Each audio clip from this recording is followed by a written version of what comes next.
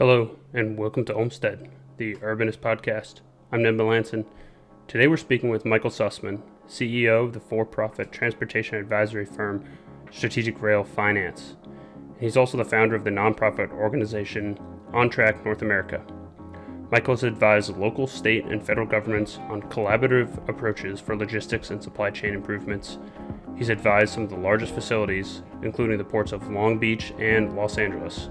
And now, through his work with On Track North America, he's creating a collaborative forum designed to bring various stakeholders to the table and solve our pressing supply chain problems. Be sure to check out his work at ontracknorthamerica.org to see it in action.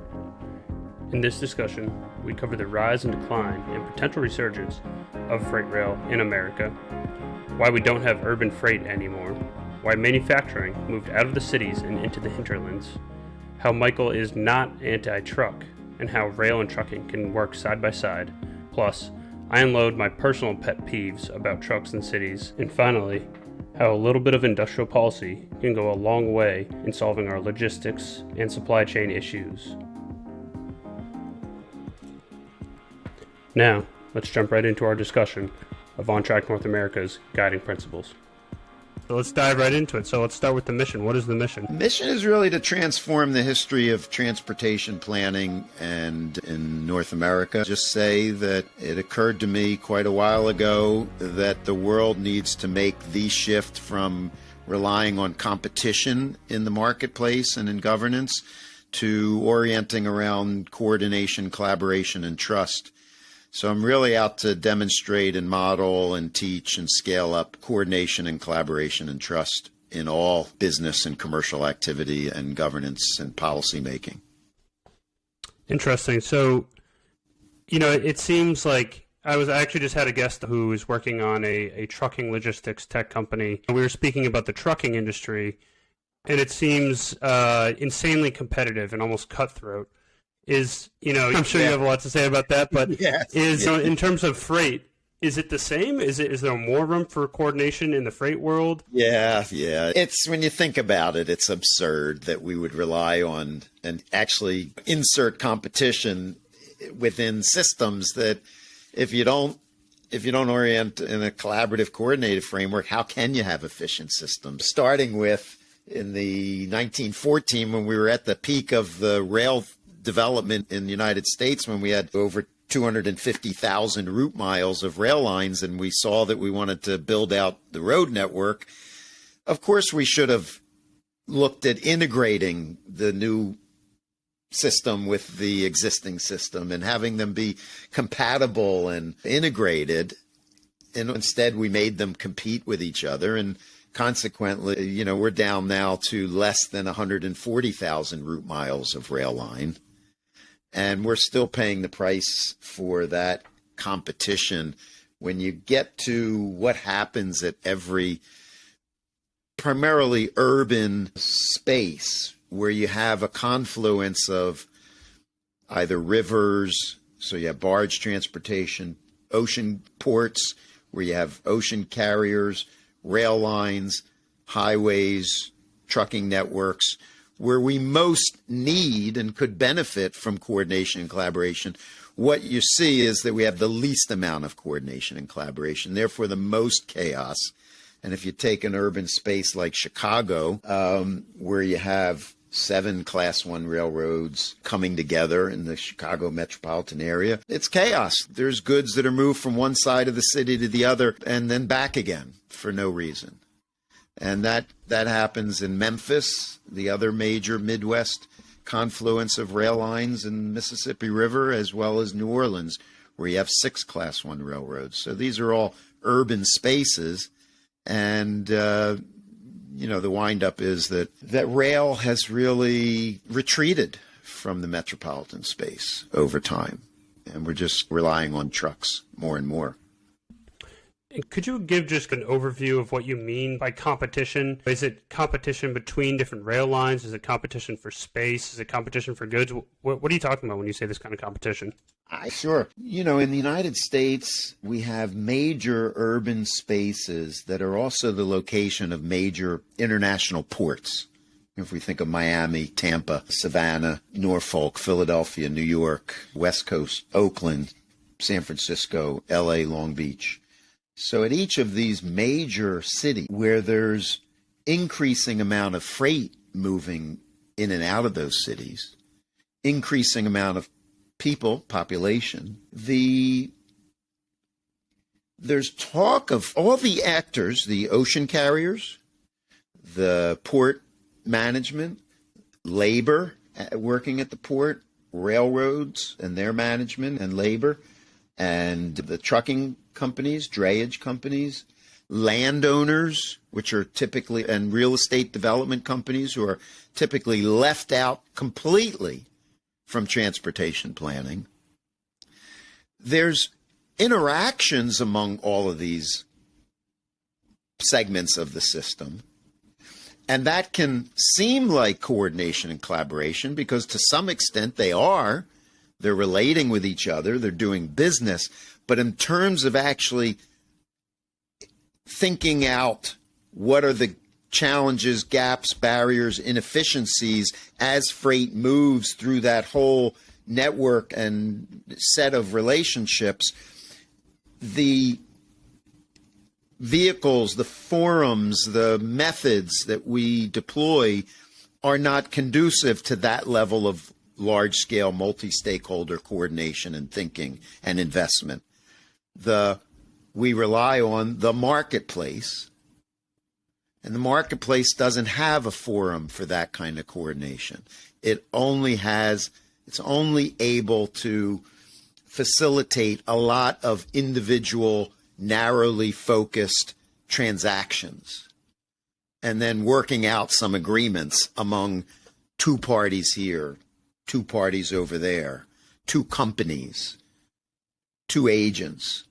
But in terms of all of the representatives, stakeholders, stakeholder groups being able to gather and think through in an organized, facilitated manner, that doesn't exist in the marketplace. And I'll just throw in, that's why we've created the North American Freight Forum as the answer to this major gap yeah, go ahead. And so is the Freight Forum, it's an answer to market failures? Yeah, I would say it's an answer when we hear that there's a major national issue. How often do we hear we should have a national dialogue about it, whether it's race relations or gun control, police reform? We hear that we should have a national discussion, a national dialogue. This is the answer to where would we actually have a national dialogue? Because as we know, there aren't any places to have national dialogues. There's only media, so now social media, and courts. So, yeah, it is the answer to the missing element in how we've conceived the marketplace, commerce, and society. So you laid out for me a little bit. Are these different stakeholders gathering around the table and passing around the peace pipe to settle their differences? If it's not a market-based solution, how are they hashing out these? It sounds like incredibly logistically challenging problems that all these different stakeholders competing for space, competing for, and I know I'm using this word competing, but that's what it seems like to me when you mentioned the Chicago problem with all these different rail lines coming in, then you have the trucking industry. So what are they doing actually within or at the forum? So you'll see at freightforum.org that it begins with inquiry, a core question that really sets the participants looking at what's the right question that would lead toward a future that would be desirable, and then what's the full set of questions that we would have to ask and answer to move toward that future. And by cataloging that inquiry, that set of dialogue questions, and then gathering everyone's responses into a synthesis, it's just organized multi-party dialogue. And it's transformational what happens when you ask questions and allow people to respond on their own time and provide the facilitation team and you understand that it can be the person or group that has what seemingly can be the outlier perspective, they might actually have the gold in the community or the marketplace that everybody else needs to calm down and tune into. So it's all, yeah, go ahead. Yeah. Could you maybe give an example, either historical or hypothetical, of like a market failure within logistics and American supply chains that maybe could be solved by something like this, a non-market approach? Sure. The New York metropolitan area, and we all can imagine how much freight moves in, out, and through the New York metropolitan area. So you've got North Jersey, Southeast New York, and Southwest Connecticut. In the New York metropolitan area, less than 5% of the freight by weight moves by rail. 91% moves by truck. With that much pressure on land and space, it's a major design failure that we would be moving so much of the weight by truck. And I should give this, not everybody is tuned into, why does it matter whether we move freight by trucks or rail? You know, what's it matter to? Yeah, I agree. Right? Who cares? Yeah, exactly. So let's go into several just fundamental ways to think about this as a land issue, as an environmental issue, as a space issue, as a capital issue. Because you can put so much more weight on a rail car, it takes 4 tractor trailers to move the same goods that are on one rail car. Because those rail cars are also all connected, not having to have their own individual propulsion, truck engine, on a 1-mile stretch of highway that fits about 15 tractor trailers, that's a 375-ton capacity in that 1-mile highway.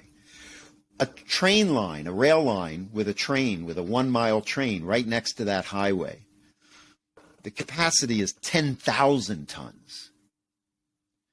So even if we electrify all the truck engines and electrify all the train engines, the amount of friction that you have when you move heavy weight over land on a truck, given that it has to roll on tires on rough concrete and asphalt versus a steel wheel on a steel rail, the amount of friction and pulling power, the number of trucks is going to take up so much more electricity than what that 1-mile train requires. The cost, the longevity of rail lines is so much more. The fact that when you have that volume of goods moving through an area or a neighborhood or community, you only have to have a train, let's say every 2 or 3 hours in some areas, in most areas, or less, that would require a tractor trailer every 30 seconds constantly. So the quality of life alongside a rail line is so much better. People picnic along rail lines. They sit and have meals and drinks and play with their children along rail lines because you know when the train's coming, it announces itself, it goes by in 3 minutes. So the impact on the urban space is so much less than when you think about what it does to an urban space to have a highway with tractor trailers whizzing by. Nobody picnics alongside an interstate highway. I'll have to remember the picnic test for future discussions. Would you picnic by this mode of transportation? Yes. That's a good analogy. And I think I buy into that. I guess I get going from Los Angeles, like Long Beach Port, to New York Metro, right, by freight. It seems to be the more efficient option. But when you get towards the endpoints, is freight still the most efficient when we have to actually get those goods to the end user? Is it still the efficient option? If we think about what transportation in the urban space was like before the 1950s, it was the cities had rail lines that had sidings that pulled right into properties, right into buildings. There's nothing more efficient than rail direct right to a property or a building for a factory or warehouse. That has to do with the volume of freight you can put on that train. We still have transit lines throughout the urban space, whether it's trolley lines and light rail lines and heavy rail lines, that absolutely could return to servicing both passenger and freight service. Like the Volkswagen plant that got built in Dresden, Germany, about 12 years ago. They used the trolley lines at night to bring in all the parts because they wanted to return to urban planning where you have manufacturing right amongst where people live so that people can walk to work and have meals and shop on their way to work and home from work. And there's no reason why we can't be doing that in the United States and North America. I'm just thinking of my own experience just biking around my city, and there's nothing more terrifying than just having a semi rolling through a city street and it's right next to you, and you're trying to see if the driver can see you. And so they definitely conflict with urban life, I would say, the large trucks. Sure. And it sounds like you're saying is that freight rail wouldn't conflict as much, and it could actually kind of fit into rather seamlessly with urban life. Yeah, yes, exactly. I actually, going back to the picnic alongside a rail line, I have a large framed photo that I took in downtown Philadelphia because the freight rail line runs right alongside the Schuylkill River on both sides. On one side, it's on an elevated track, and then on this side, the east side, it's ground level. And again, because the train only goes every 2 or 3 hours, it's no problem for people to cross and picnic alongside, run. It's a running trail, bike trail alongside the river. That's what you get when you have rail. And there's so many products that are bulk products that are coming in and out of the urban space that could be moving by rail. I picture freight rail, and I'm imagining a steaming locomotive over a mountain pass or out in the desert. It just exists out there, and we're not accustomed to it in an urban setting. We're accustomed to seeing these giant trucks rolling through city streets. Even if we did go to trucking as the main means of logistics, how did we get to it actually being the last mile form of logistics? Sure. There are a lot of things in our country, in our society that have occurred that certainly in hindsight, one could look and see, why did we do that? And who was at the helm? What was driving it? And so before I share a little about what we can say about what's happened to the rail industry versus the truck industry, if we think about why did we end up moving industry out of cities in the first place, when it was really because business owners started doing whatever calculus they did that determined that they didn't want to move parts and inventory and equipment up and down elevators in multi-story urban settings, and they wanted to put their factory floor on one floor, so they looked out of the city to greenfield sites. No one was really at the helm and looked at what was the environmental cost to that, how much utilities had to be taken out to the rural areas, what to do about the fact that labor was now stuck in the city where they had moved in order to take advantage of urban manufacturing and industrialization. And now they're in the city. No one had thought out how were they going to be accommodated to make their way out to the suburban and exurban spaces and rural spaces, with such repercussions now for decades to the vitality of cities, leaving behind urban poor without good jobs. In terms of hindsight to what did we do about freight transportation, the main impact or the main influence is that we decided to invest in a network of roads and make them available to trucks as well as passenger cars, where the trucks and the trucking businesses and the trucking industries only have to pay for their use of the roads on a as-they-go basis, And even then, not nearly the full expense of the impact of those trucks on those roads. So the diesel fuel tax is not high enough that it really covers the use of those roads. That created such a different business model if you're in the trucking industry than if you're in the freight railroad industry, where you not only do you have to build your own infrastructure and maintain your own infrastructure, you have to pay real estate taxes on that infrastructure. When you're in the trucking industry, you can rise up and down as your business goes up and down. You can park trucks. Business can go up. The roads are all provided for you. You don't have to risk capital to build your infrastructure. So we made things much more conducive to the growth of the trucking industry.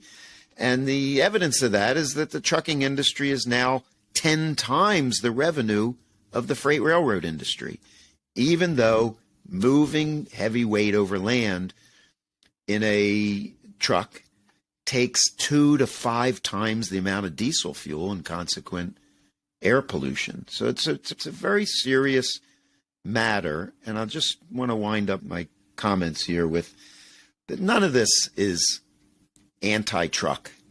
And in fact, when you speak to the trucking industry and national leadership of the trucking industry, they are not afraid of the growth of railroads and the integration that they would like to see between railroads and trucks, where everything works more efficiently and smoothly. When you're 10 times the size of another, quote, competing mode, you're not all that concerned about a growth of that 10% of the market.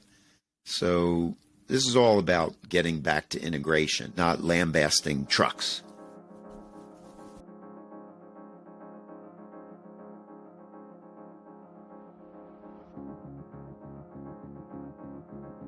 Yeah. Yeah, you might have a kinder approach than me sometimes. I do get, a little peeved that trucks that seem to, in the urban setting especially, parking wherever they want. It seems like they almost have free reign to just drop their ramp and unload. And, I know a lot of that, and again, I guess I shouldn't put this right on the trucker or the trucking company. It's really how we design it. But it seems like we almost ignore the fact that we have these giant trucks that supply goods to every business, every home. And we just almost turn a blind eye to the problem, and they park wherever they can. They double park, they block a bike lane, they block a sidewalk, something like that, especially now with the rise in e-commerce. So it seems like a problem we're just not even addressing. It's really something, isn't it? We're so intent on how we build buildings, the design of them, the efficiency, the utilities, the appearance, whether it fits with the neighborhood. But in terms of how goods and material get moved to and from that building or that property, it's almost like out of the planning realm. It's just left up to just happen when it's, as I say, I think what happens to and from properties certainly is at least as important as what happens at the property, if not more. It's like we pretend that the goods will just magically appear and the people will just magically appear. Yes. Yeah. Yes. I don't really have so I did want to go back because something you said intrigued me. I don't know if I have a specific question, but you mentioned the kind of the factory owners who went from, and I'm thinking of New England mills, these almost beautiful brick buildings by comparison to a lot of buildings built these days, and certainly any factories, those one-floor expansive factories out in the exurbs, as you said. New England towns are dotted with these brick mills right along rivers. If you could just touch on again what you think drove that move from that style of industry out to these distant football field-size mega factories. I think that so much of what happens in business and our economy, commerce, supply chains is driven by, and I don't mean this derogatorily toward business people. I think it's just a societal dynamic that needs to be transformed. But we have business managers, investors thinking very narrowly. They're utilizing a narrow set of metrics around which they're making their decisions on any particular investment or plan or siting decision. And were being driven by individual land deals getting made, not consideration of the environment, the environmental impacts. Where could we be doing industrial activity where it would have more of a benign impact? Where could we be placing factories and elements of the supply chain that make the movement to and from that location more efficient? Can we develop a processing plant in the same vicinity as the final manufacturing and assembly plant? And what you find in business is that these kinds of collaborative processes, or thinking together about where to locate, can we co-locate elements of the supply chain together, that the marketplace doesn't have that mechanism in place. And so it's a lot of just individual actors making individual decisions based on very narrow parameters. And then you step back and see there was not a lot of logic there. There was inexpensive farmland that could be acquired and used for industry, or lots of other narrow, superficial reasons. Yeah. What is industrial policy? Could you give us an overview of that? Is that just what the Soviets did and failed at? And does it have a place in today's economy? Well, it better, or we're not getting out of here in good shape if we're not able now to think consciously about industrial activity. And I don't consider it government planning, because we've been told for so long in the United States that anything that smacks of collaboration is somehow socialistic and communistic, when I think it's just smart, intelligent planning. And none of this should be top-down mandated to the business community and communities at large. It should be that we're gathering together and thinking smarter. And I'll give you one contemporary example of the kind of industrial planning we better be doing, because the development of electric vehicles and all the elements that it takes to make electric vehicles, not only the batteries, but the elements that go into batteries, like lithium, copper, gold. If we're mining those minerals and then moving the material to and from those mines by truck, for instance, and to and from processing plants and factories, without giving thought to the efficiency of how all that heavy material should be moving. And obviously from this conversation that I'm advocating that we move as much of it by rail for all the logical reasons, but yet we're still not thinking at that level of coherence and intelligence. And we'd better shift into that. Was there a time in U.S. history when there was more coordination and more coherence? I think that when it was clear that we had population centers on the East Coast in the 17th and 18th and 19th centuries, I guess primarily the 19th century, when it really became a question of how were we going to access these large stretches of land and therefore resources, lumber, coal, oil, agricultural lands, and how were we going to access them and bring those resources back to where the people primarily lived, where the markets were. It was a major whole society, whole national government and local government decision whether we want to invest in canals or whether we want to invest in roads or whether we want to invest in rail lines. So there was a lot of thought brought to that question, and the obvious answer was rail made the most sense for moving weight and people. Interestingly, no one thought, let's just build the rail lines just for freight, which gets back to our opportunity of using rail lines now in the urban space for both freight and passenger. And it was clear that railroads made the most sense, so we stopped building canals. We certainly continued to build roads, local roads, dirt roads, but our major national and local and city investments was in rail lines. So that to me is one example of when we were thinking a bit smarter than we are. And then as we've seen in each of the world wars, there was a lot of impetus for community, labor, management, government, and investors to work and plan together. And we saw the tremendous growth in sensibility and capacity that occurred during both world wars when we shifted into a collaborative mindset and working together. And then we won the Second World War, and it's okay, now we're free to just go buck wild across the country. No more planning, it seems like. And now we're left with the system we have. Yeah, yes. Yeah, and isn't it how much it doesn't seems to me we can't just be using up land anymore haphazardly. We really need to be thinking it out smart. So I want to see if you had opinions or thoughts on maybe just some recent events that might be in your realm. One I was thinking of was the almost strike, I'll call it, on the railroads and the freight lines. What kind of prevented that strike, and are there going to be more labor issues or actions in the near future in that realm? Sure. It's very concerning because labor right now is having a very hard time with the approach that management is taking. It's a very poor lifestyle to be a railroad employee for real. And it doesn't look like in this, quote, negotiated settlement that the underlying quality of life issues have actually been addressed.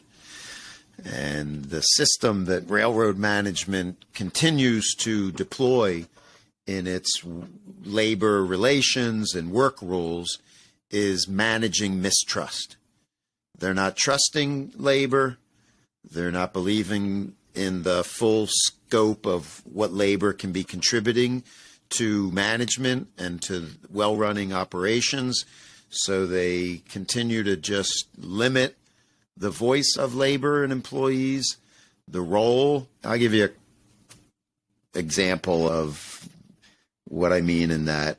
If you're a railroad engineer, a locomotive engineer, one of the main reasons you do that is because you like driving heavy equipment. You like driving a train. Not everybody wants to do it, but some men and women like doing that.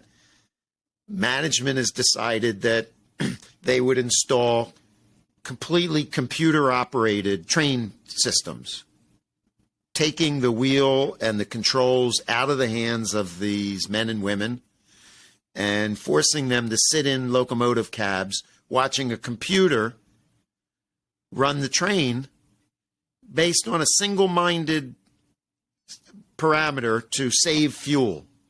When there's so many other decision points that a human being can bring to bear on driving that locomotive, where if you know the system, you know the geography, you know the particular issue of the day, you might know that everything would work much better if you sped up a little here and made it into that siding before an oncoming train is due to pass, whereas if it just keeps going the speed that saves fuel over this next 10 miles, you're going to be sitting there for 45 minutes. And the computer system doesn't allow that kind of improvisation. And what a difference in having to sit in a train, not making decisions, not using your mind, versus, right, being able to contribute and help the company and help the customers that could thereby get their goods on time. Yeah, it's very worrisome. That's a really interesting point. Stepping back just from transportation, but thinking about labor and the role of a job in our society as interesting someone and giving them purpose and keeping them engaged in that job. Our economy and our system is so focused on the bottom line, and we don't really think about why do people work and why do people want to work.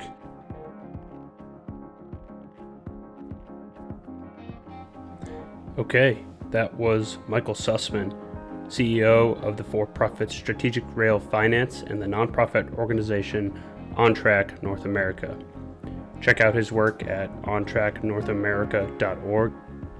If you're interested in these and other kinds of discussions focusing on urban, supply chain, environmental, all the above issues, be sure to check out the Olmsted Slack community, where we're always engaging in these kind of discussions and debates. Check us out at olmsted.city. That's www.olmsted.city. Hope to see you on there.